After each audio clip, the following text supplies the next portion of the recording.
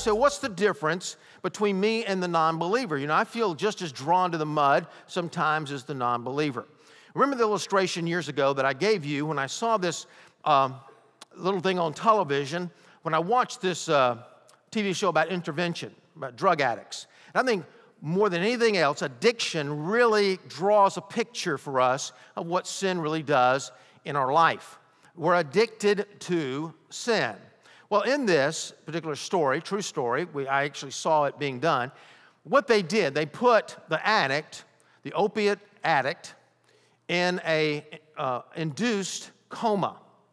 And for 3 days, the man was in the coma. Now, they did this several different times, but they showed this one particular young man, been on heroin for a long time.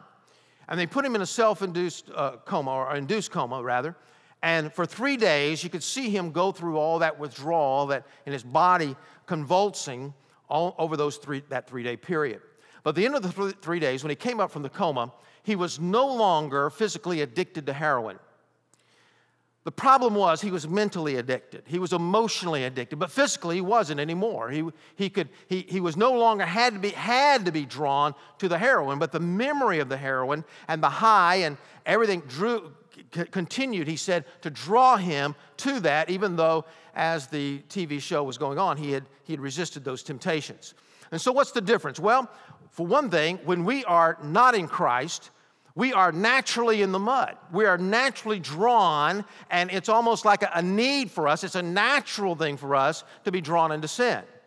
But the moment that we are saved spiritually from that sin. We're no longer drawn in the same way, but the mental picture of it and the temptations of it and the memory of those things continue sometimes to draw us back in without living in the power of God.